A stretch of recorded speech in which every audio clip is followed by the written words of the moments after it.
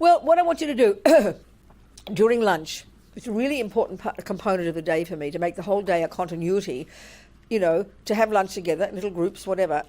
And you sit and I want to talk about the stuff we've talked about, to take a certain topic and unpack it.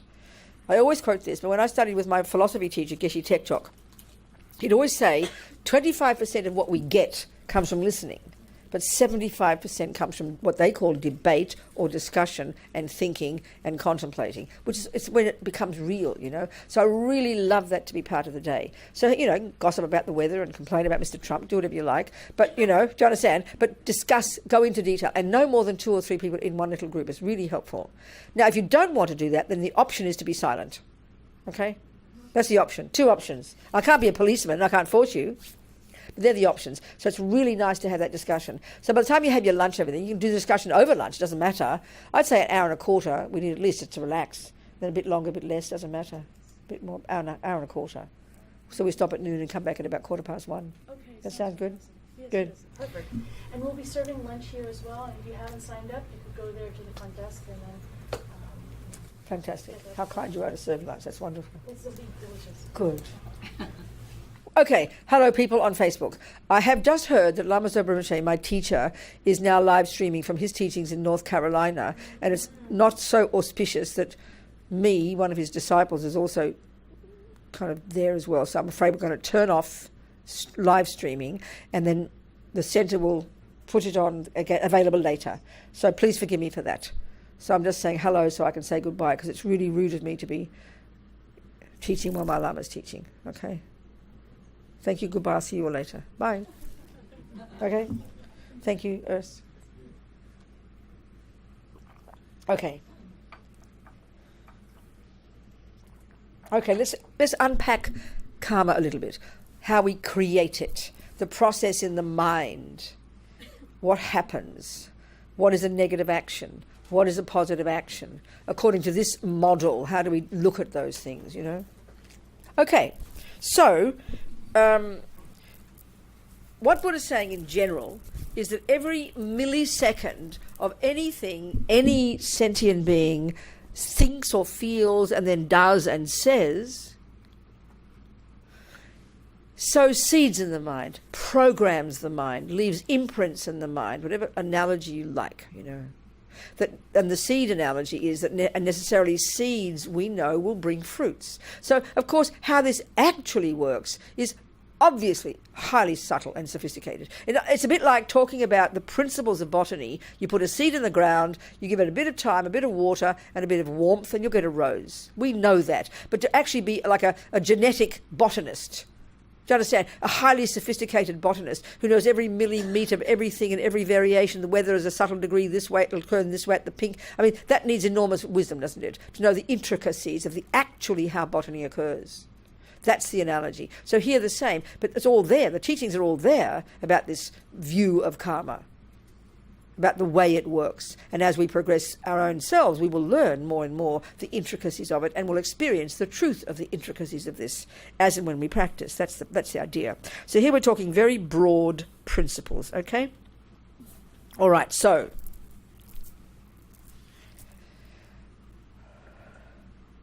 there are 4 ways, broadly speaking, we can say there are 4 ways that in this life, right this second, our past actions, karma, is ripening. 4 ways. So the first, and they call this the fully ripened result. One of the terms they use. I forget all these terms. So that's meaning the type of rebirth we have got. So from this perspective, Buddha is asserting a whole spectrum of types of sentient beings, categories of sentient beings. They would refer to them also even as realms of existence. So types of sentient beings. Humans are one example. Animals and creatures are another category of sentient beings. There are others that we can't see with our eyes that Buddha would assert do exist. And it would seem, if you think about it, over the centuries in the different cultures, different human beings have come to observe similar things. But they might define them differently and interpret the causes of these differently. So here we're using the Buddha's view. So from the Buddhist perspective, there's this whole spectrum of types of sentient beings. All in this spectrum, it's all in terms of levels of happiness to levels of suffering. So humans, so we'll discuss the human one, okay? We'll mention others maybe occasionally. So, right, okay, so in terms of our past actions, the first way that our karma has ripened was what was all these karmic seeds, the seeds, it's like we're lugging around bank vaults of trillions of karmic seeds. All it is an analogy. Because every millisecond of what we think and do and say leaves seeds. Nothing goes astray.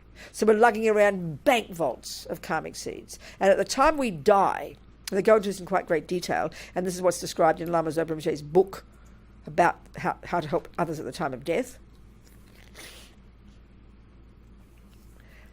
You know, the death process, which is described in the Vajrayana process, very detailed about the process of death. And during that process, about the time before we stop breathing, the various karmic seeds that will produce, that will manifest in these 4 ways, that are manifesting in our life now, which I'm going to describe, are triggered right then, before we even die, which is reaffirming Buddha's point that your mother and father don't make you.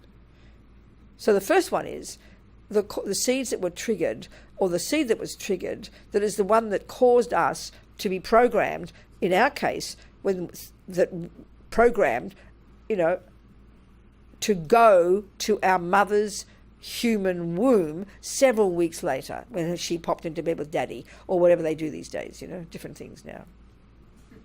I mean, Petri dishes and things. I don't know how all that works, The yogis have got to look at that one, because they're just describing an old-fashioned conception with mummy and daddy in locked in union in bed or somewhere. You understand? Okay. So we can deduce, Buddha would say, we've got these 4 different bank vaults,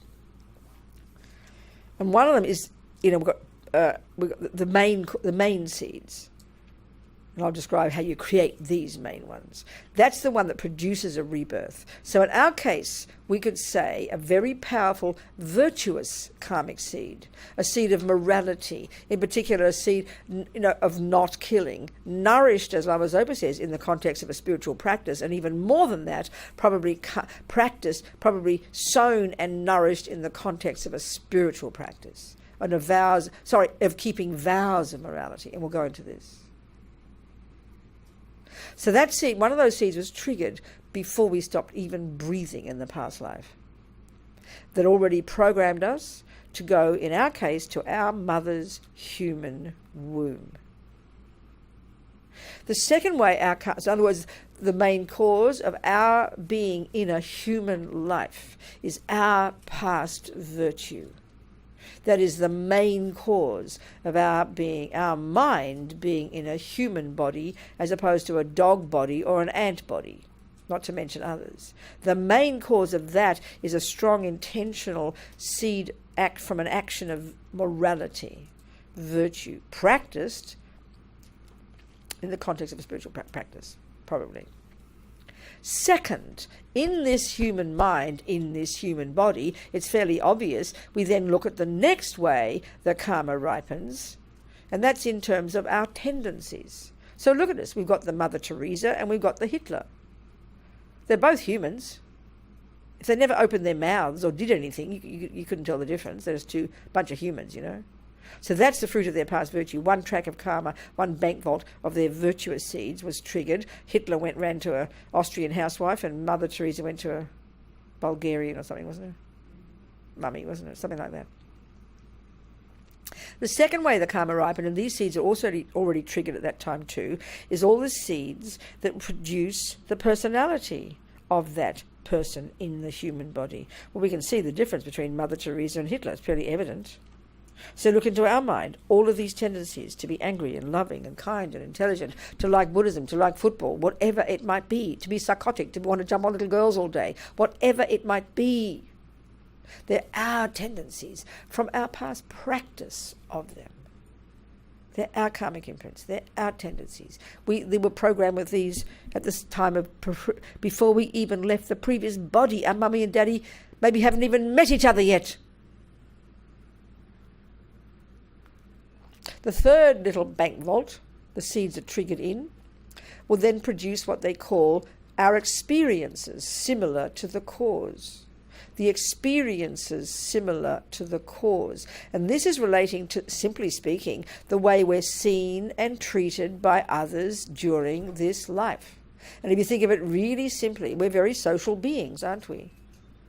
We're bumping into sentient beings from the time we're conceived. We rely upon a mother for a body, another person. We've got mummies and daddies and siblings and aunties and uncles and and neighbours and nephews and rats and cockroaches in your house. They're the sentient beings you have a relationship with in this life. And if you analyse it very simply, up until now, you can divide all those sentient beings who've impacted upon you into friends, enemies and strangers. There are those who are nice to you, there are those who are mean to you, and 99.9% of people who neither do one or the other. So they don't really count in a sense. In terms of our experiences, it's the meanies and the niceys, and they change roles all the time, don't they?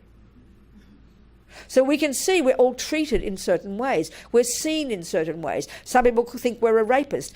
Perhaps some people blame us. Some people think we're beautiful. Some people believe our words. A bank will give us credit, but another one won't. Someone will steal our purse, another one will return it to us. We have people who are nice to us, people who are mean to us. The cockroaches who shit in your spoon drawer. They're your sentient beings. You've got some history with them, baby.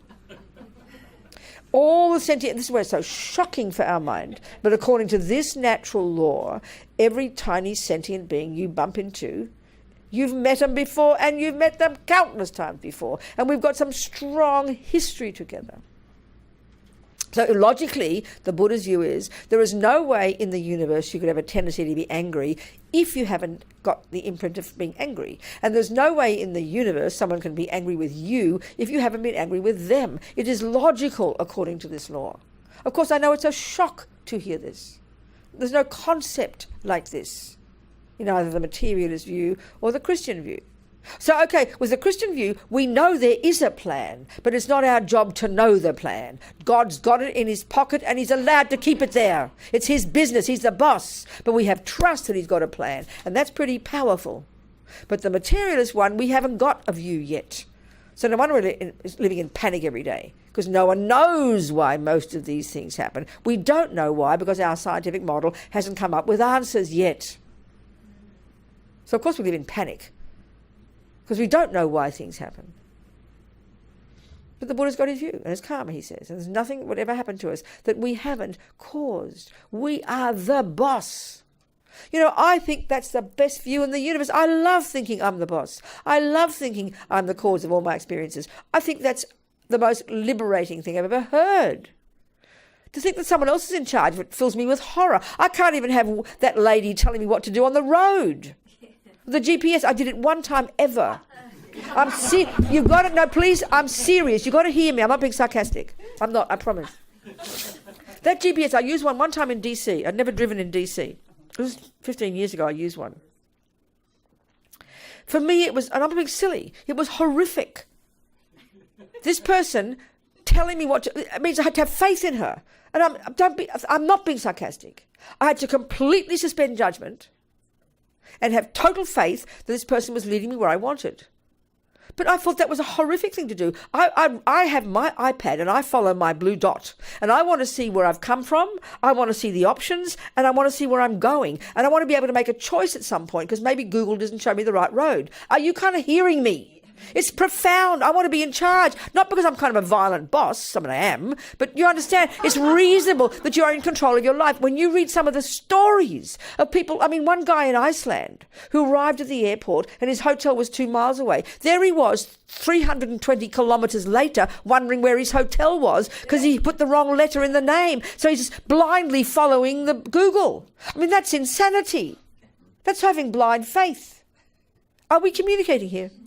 So I don't care if I even bump into the car in front of me. I would rather use my blue dot on my Google. And I don't want to use that silly thing that puts you in the right direction. I want to see what direction I'm going, and I can choose to go left or right or do what Google says. Are you saying what I'm saying? I find that a good quality. Are we communicating, do you think?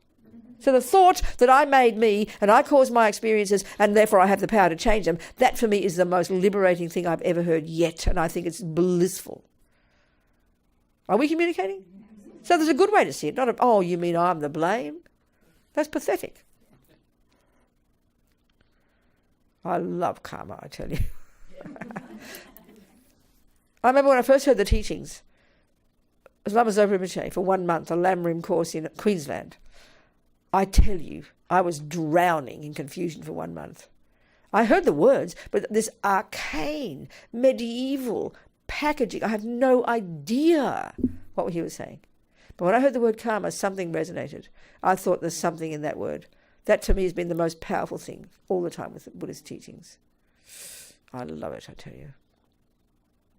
So the fourth way your karma is going to ripen is actually called environmental, the very way the physical world impacts upon you. So if you think about, okay, let's take one action and look at the 4 karmic results. So the one action is, so the first type of karma is called the fully ripened result. All this is in your course notes, by the way. Every word of this is in your course notes. It's one of the chapter there. The long one about karma is about 20 pages of karma. So everything I'm saying in a very different way is in there, okay? So the first one's called the fully ripened result, and that's the type of rebirth you got. And we won the lottery. We got a human birth. One Tibetan Lama, I remember reading in a book, this is hilarious. He said, at the time that a human male and female are having sex, billions of consciousnesses that have just recently passed away. Now, that can't be just from the human realm. There aren't that many, right? Billions of consciousnesses that have recently passed away, that means from all the other realms of existence, are all hovering around trying to get in. Well, we got in. We made it. We won the lottery. I find that delightful. We won the lottery. We got in. It's due to our past virtues, not accidental. So the first way karma ripens is the fully ripened result. The second one is called the actions similar to the cause. Actions meaning mental actions, intentional actions. Action means karma. So intention is the real meaning of karma, and we'll go into this. So the tendencies to think and do and say things, the programming in your mind, your tendencies, is the second way our past karma is ripening in the present. The third one is further out. It's the experiences at the hands of others in your life. It's very personal, how things impact upon you, you know. And the fourth is even more broad. It's the very environment itself, the physical world we all occupy, because we all have an environment, you know. So let's look at one action and look at the 4 results. And you'll tick the boxes if you see this is happening in your life.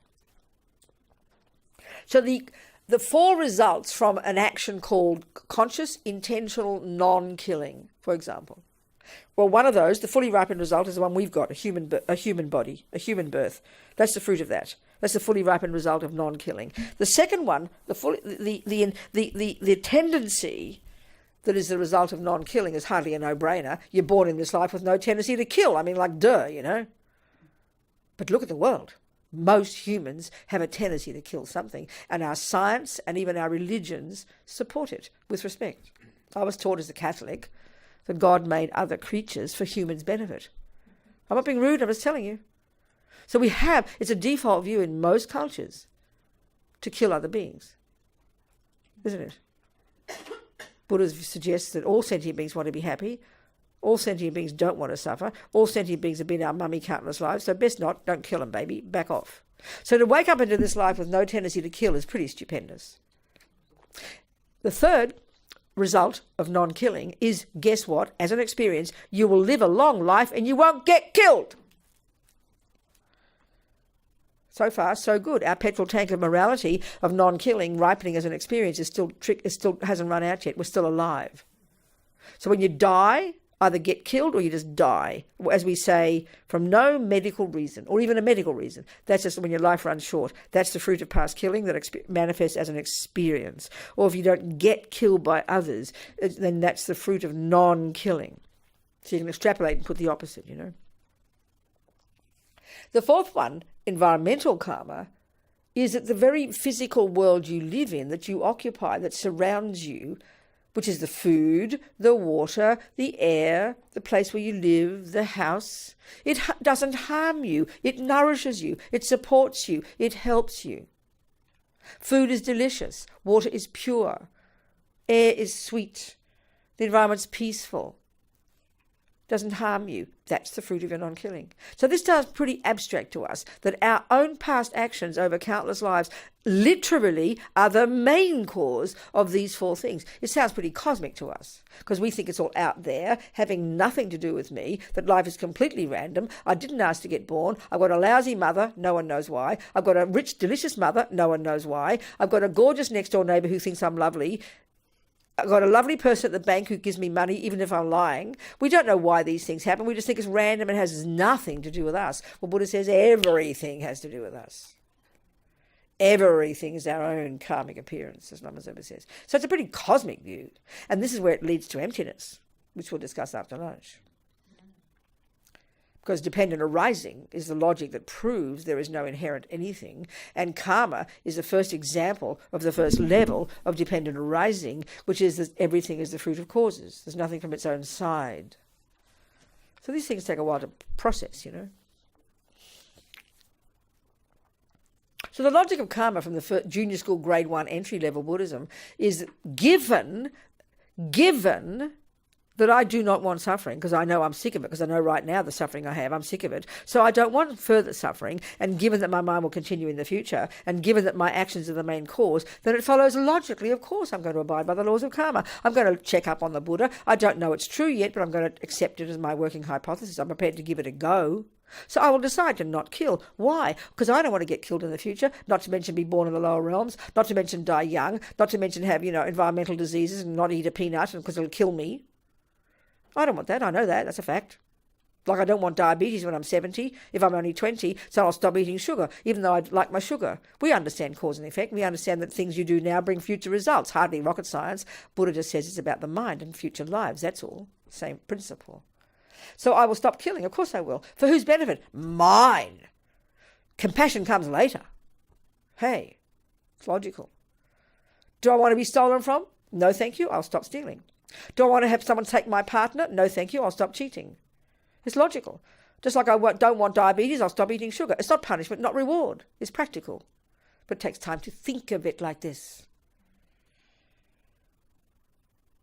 We're the boss. So for entry-level junior school, it's very simple. Buddha gives us 7 little baby actions to refrain from. He suggests, he's exhorting us to not kill, not take things that aren't given to you. The Tibetan for stealing is to take the ungiven. It's very direct, isn't it? And not jump on the wrong partner, basically. Or steal someone else's, take or cheat on yours. Not misuse your body, in other words, to harm others because of your sexual attachment. It's very reasonable. 3 of the body, 4 of the speech. This we could spend the rest of the day talking. We think speech is kind of boring. We don't think speech makes so much drama. You don't get arrested for harsh speech. You get arrested if you punch someone in the nose. Speech is no big deal for us, but speech is stupendous. Most of us might not rape and kill too many people, but I think we've got big mouths, Do you understand? So Buddha exhorts us to not say words that aren't true, to not use harsh language, not be abusive of people, to not rabbit on about nothing, which is what we do 90% of the time, and to not say bad words about people behind their backs. These are 4 they're profound actually. They're incredible, these 4. If we could use this. So the point that Buddha's making, we're used to hearing, don't do this, don't do that. And as soon as we hear it, we get kind of tight and annoyed. Don't you tell me what to do, because we hear it as punishment and reward. Just like the law. We don't like the people telling us don't do this and don't do that. I'm going to drive as I like, we think. And then we get, we go 80 miles an hour and we don't get caught. We think, oh, good, I got away with it. That's our view of morality. It's dualistic. Punishment and reward. So when we understand that the doctor says to you, don't eat sugar, Robina, you might get diabetes. You know she's not going to punish you with diabetes. You know that's absurd. You'd be laughed at if you said that. And you know you wouldn't say, how dare you tell me what to do. You'd be grateful that she is wise enough to give you instructions based on her own wisdom, that she has found that sugar, too much this and that, could bring diabetes. So she warns you and advises you. We understand that, but as soon as it comes to do this and do that, when it comes to morality or your own sort of freedom, we get very upset, because we're childish. So Buddha's the same. So when, the thing is, our view of morality, it'd be laughable if when you go home and you notice your doctor's not there and you see, oh, she won't see me eat sugar, so I'll get away with it. So you start eating your sugar. And then when you go to your doctor and you beg her to forgive you for eating sugar, can I please eat sugar? I'm sorry, I can't help it. Can you please get me off the hook and stop giving me diabetes? That's how we think of reality. It's really childish. We want to be given permission to be naughty so we don't get punished. It's not my fault, we'll say. We're children. We're babies. That view is what we have. It's ego's view. Buddha says it's ridiculous. Grow up. He says whatever you think and do and say brings its own results. Nothing to do with people seeing you. Nothing to do with punishment. It's a natural law. So this view of karma causes us to at least attempt to grow up, to be accountable, to take responsibility. It has got zero to do with what people think. It's to do with you and your mind. So it's really powerful. But of course it's a big ask in the beginning. Who's got clairvoyance? We don't know. Seems a bit abstract. Seems extremely abstract to think you can turn into a dog next life. It sounds like hilarious to us. So you've got to think it through. Use your intelligence. Understand the process, at least intellectually, of how it could work, might work. And then as you process, as it go along, you'll get eventually to see it's true when you've got clairvoyance, etc., etc. Or that it's not true. In which case you thank Buddha for his company and now you depart. Diverge in your own direction because you found that Buddha's wrong at that certain point. But you've learned something on the way. It's okay. So let's look, before we have lunch, lunch has come or will come? It will come. So when it comes, we can stop. They'll knock on the door, will they? Not sure.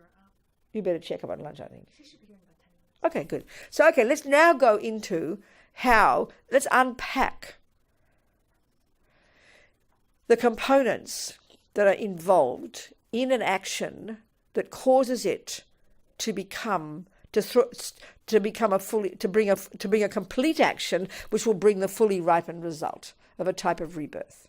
Let's just use a simple example of conscious, intentional non-killing, or the action of non-killing. So in order for an action that we do called non-killing to become a seed that goes into your main bank vault, that's such that it will grow and multiply and then bring the fruits of happy rebirths, there have to be 4 things in place when you do that action. So the first one, let's say there's a mouse in your kitchen. So the first one is there's the object. In this case, a living being. First one, the object. Second is your mind involved in the action. And this is the crucial piece. And there are 3 parts there. All this is in your notes. The first part is there's a part of your mind. There's many. I remember I said yesterday. I will go into this more detail. Hopefully, there's 3 categories of states of mind. Those that are neurotic, delusional, and I-based, that are the source of suffering. Those that are virtuous or appropriate or positive, that are the source of happiness. And then those are like the mechanics of the mind. Like many of these, Buddhist psychology goes into these very deeply, and these are developed to an incredible degree in concentration meditation, and we need them badly. Concentration. There's one called recognition or discrimination, that's every millisecond functioning, that enables us to discriminate between this and that and here and there and the cushion and the carpet. If we didn't have this, we'd be insane. Wouldn't do anything. It's a brilliant part of our mind that's all the time discriminating this and that and this and that. So here, that discrimination has to be saying, that is the mouse. That is the mouse. First part, 2A. 2B is intention, not good intention, but bare bones, I will not kill that mouse. Very specific. That is the meaning of the word karma, intention. That's the first step in the creating of karma. And think about it, it's logical. If you see me stand up, look left, and make a beeline for the door, you can deduce logically that there's the intention, the thought, I will walk out that door. It's obvious. If it's not there, and you ask me what I'm thinking, and I'm thinking I'll walk out the back door, you'll think I'm mentally ill. If you see me walking in that way, and my thought is saying I'm going to walk that way, then I'm nuts. And that's why we're nuts most of the time. Because we don't even know our intentions, and we go against, and we're living in craziness. So intention is I will. Intention is I will. Intention is I will. First one. And nothing will happen until you say that. Our trouble is 90% of what we do is programmed that we don't even notice there's an intention, because we're programmed from past habit, and that's the tragedy. So here, the I will not kill that mouse. I will avoid killing that mouse. That has to be the thought. Then the next one, the third one, the crucial one, the main one that informs the quality of your action, that underpins why you say, I will not kill the mouse, I will save the mouse, is your motivation, your reason, as we'd say. Why are you saving the mouse, Robina? Oh, look, I don't want to harm a mouse. It doesn't want to suffer. That's called compassion. That's called compassion. So those three parts come so quickly together, we think they're all just one thing. There's three pieces there. There's many more pieces there too. But these are the three crucial pieces. The recognition, that is the mouse. Intention, I will avoid killing the mouse. The motivation, because of compassion. And the motivation and intention come so quickly together, we think they're the one thing. We don't notice. So Buddha's saying most of what we do in daily life is motivated by attachment. I want. Not just intention, I will, but because it's for me. It sounds cruel and mean to say that. But we can look at this, it's very fascinating. It's programmed, spontaneous. The third of the four actions, the third of the four components, is you do the action. You bend down, you catch the mouse. Fourth, you release it out the door. Thank you, Robina, bye. Happy mouse. That's a complete action of non-killing. The object is there. Three parts of your mind involved. Recognition, that's the mouse. Intention, I will save the mouse. Compassion is the motivation. Third, you do the action. Fourth, the result. That's a complete action of non-killing. Can you hear it? So millions of actions in a day that we do are complete actions. And most are motivated by attachment, aversion, all the other miseries, So we're creating countless future lifetimes, Buddha says, of unhappy lives. 1,000 times a day, more. And so hopefully some good ones too. So, okay, couple of questions, then we'll have lunch. Lunch is not here yet. Okay, good. So questions now, come on. Questions? Yes, Wolfgang. Question again, is it possible to prove it, or is it a belief system? No, but darling, you know the answer to that question. Everything I've said so far, you know the answer to that question. So how can you prove it? Well, Wolfgang, don't be ridiculous. You know the answer to the question. I'm forcing you to think it through. If you know very well it's not a belief, I've told you it's not a belief. You have to accept that this is not a belief system. You're accepting that as a principle. So we have to prove it. So how will you prove it? How would you prove 1 + 1 is 2? It's the same, Wolfgang. You just got to think it through, and then the penny will drop for you, because we're not used to trust. We're not used to proving these things. We think it's belief. You see, why do you think this is belief? Because you're not used to thinking that about a future life, isn't it? Wolfgang, all I can do is present to you that this is not a belief system. It's something that you can prove. So you have to, then when you hear that, you've got to then think, well, how would I prove it? Well, what would you do with this information? Go one step at a time, Wolfgang. It'll become clear to you. Let's use instead the body of knowledge called acupuncture instead of this. Yep. So let's say you've never heard of acupuncture. It's true, it's possible, isn't it? And then you hear about people who put needles in you. You think they're weird, don't you? Because we're so used to the other system called allopathic. So what are you going to do? You don't just blindly start putting needles in people and believing it. You don't do that, do you? You're going to listen to a few people. You're going to get some confidence that maybe it's a valid system, although you can't prove it yet. Would you accept that? You'd have to do that. What choice do you have? And then what you'll do is you'll decide to enter into a course to study acupuncture. Would you not? Would you not do that? I'm not talking about going to an acupuncturist. I'm talking about you proving acupuncture. Can you hear me, Wolfgang? You're looking doubtful. What's your doubt? You prove it when a sick person... No, you're not hearing the point. I'm talking about you proving the system is true so you can do it, not proving that someone else can do it from your experience.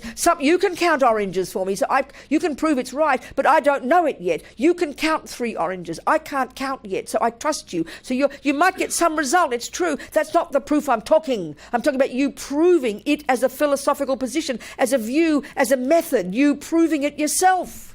You'd have to study it, would you not? Wolfgang, why are you doubting what I'm saying? What is your problem, Wolfgang? Everything to doubt. What? You told us everything to doubt. You're not, no, the doubt is, you're sitting there paralyzed. Doubt has an answer. So what is your problem with what I'm saying? If you wanted to prove acupuncture, surely you would study it. Would that be a correct statement? That is right. Can you hear what I'm saying? Yeah. So good. So you can't study it in one day, can you? It might take you 5 years. Who studied acupuncture here? How long does it take? 5 years, 6 years to get a degree? People, you accept that, do you, Wolfgang? Do you accept that? Yeah. So what would you do on the first day? What will the teacher tell you? What will you do on the first day in the first class? What will she tell you?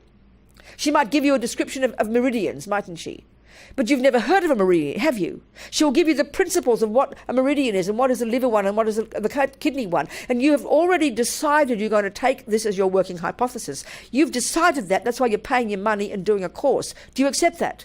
But on the first day you hear about a meridian, on the first day you hear about liver this and that, and you hear me say on the first day you've heard about karma, this action, that result, you don't know it's true yet, but you've decided to take it as your working hypothesis, have you not? So you have to accept what the teacher's telling you as your working hypothesis. Do you understand me? So then slowly what will happen is you keep studying acupuncture. You'll get, every time you'll learn another day, you go, oh, what I just learned yesterday, that makes sense, that's that meridian there. And then you keep learning it and learning it and learning it and learning it and learning it. And you'll know it so well, you can even teach it to someone else because you have confidence in this theoretical model. And then eventually you put needles in people and get the results. Is that not how you would do it? Is that not how you learn piano? Is that not how you learn mathematics? Well, this is how you learn this, but it implies at some point you've got to get concentration, and then you get clairvoyance, and then you see it's true. That's when you prove it to be true. It's all part of the process. When you see the result, as you said, when you put... But you've got to first have theory first. You've got to have confidence in the theory. You don't wait till you put the needle in to believe it's true. You're saying, I'm not going to believe in a meridian until I put a needle in. You can't put a needle in until you've taken the theory as a hypothesis and accepted it as theoretically valid. It's one step at a time. Wolfgang, can you hear me? Thank you. Are you sure? Yes. Okay, it's the same here. The problem with this is because we're so used to believing that you can't prove mind is not physical. Well, you're so used to believing that mind is the brain. We're so used to believing that there can't be reincarnation. That's all. So we've got mistaken conceptions. So you have to open your mind to the possibility that reincarnation might be valid. You'll eventually prove it when you get there. You might have to take the possibility that there could be a thing called a meridian. You've got to you've got to take it as a hypothesis. And then eventually you can prove there's a meridian when you become a sophisticated acupuncturist. Are we communicating? Good. Let's have lunch then. Or it's not, maybe not here yet. More questions until lunch comes. Yes. This takes time, Wolfgang, and we're impatient, and we'd rather just believe it because we're little babies. And that's okay, maybe. Better than nothing, but it won't get you far. So that's why I say it sincerely. This is my working hypothesis. And I happily enjoy it. You can say, oh, enthusiasm. I enjoy talking about this. I'm not forcing it down anybody's throat, but it's the hypothesis that I'm using for me to help myself understand me and my life and to use it as my basis for my practice, for basis for my behavior. And I can only do that. What other choice do I have, Wolfgang? I can't go faster than I can go. Are you hearing me? Yes. Okay. Did you ever reject something? What do you mean reject? When you, what you said, if it doesn't make sense, when you... At the moment, everything can't make sense in the beginning, can it? No, but Jesus, wait. for you. Wolfgang, wait, I know your question. Listen again. You're studying, you've decided to become a physicist, but you only know that 1 + 1 is 2. You've got a long way to go to prove physics, but you're happy to listen to Einstein, and you can read the grade 12 book and get excited, can't you? But you can't prove it yet, it's a joke. But you can enjoy the process, can't you? So you wouldn't reject it, you put it on the back burner, and you wait till you get there. We only reject because we have fear and we're like babies. Oh, I don't like hell. I don't want to talk about hell. Oh, there can't be a hell. Well, there might be hell. I'm happy to open my mind to the possibility. There's a realm of existence called hell. It sounds hilarious. We're embarrassed to say it. I'm perfectly content. I'm a big girl. I can posit the possibility. And I can first understand theoretically how it can be so, according to this model. Are you with me? Scientists, good scientists think this way. They've got very open, happy... That's why I love Steve Jobs. He was this genius, maniac, who opened his mind to any possibility. He didn't close the door. That's why that's why I joke and I say I'm always convinced Apple's going to collapse soon because they're resting on their laurels, because nothing new has come since poor old Steve died, in my opinion. Sorry, Mr. Cook. He was a genius. He kept opening his mind to more things. That's why he created things no one's ever heard of, because his mind is outrageous. He goes beyond the barriers, beyond the fears of what people think. Oh, this is big. You understand? Got a big mind and be prepared to think of the most ridiculous things. What genius scientists do. They think out the box and are happy to think wacky things that don't fit with our little babies' minds now. Are you with me? Yeah. Good. One step at a time, baby. Do you understand? That's lunch. Go on. See you later. So listen, please enjoy your lunch, have a good time together, and please sit in little groups and discuss all these things, you know, as you wish. And if you don't want to, then be silent and go look at the sky or do something instead. It's up to you. And I'll see you about 1:20, say. That's 1:20, yeah? Yeah? Thank you, darlings. Thank you.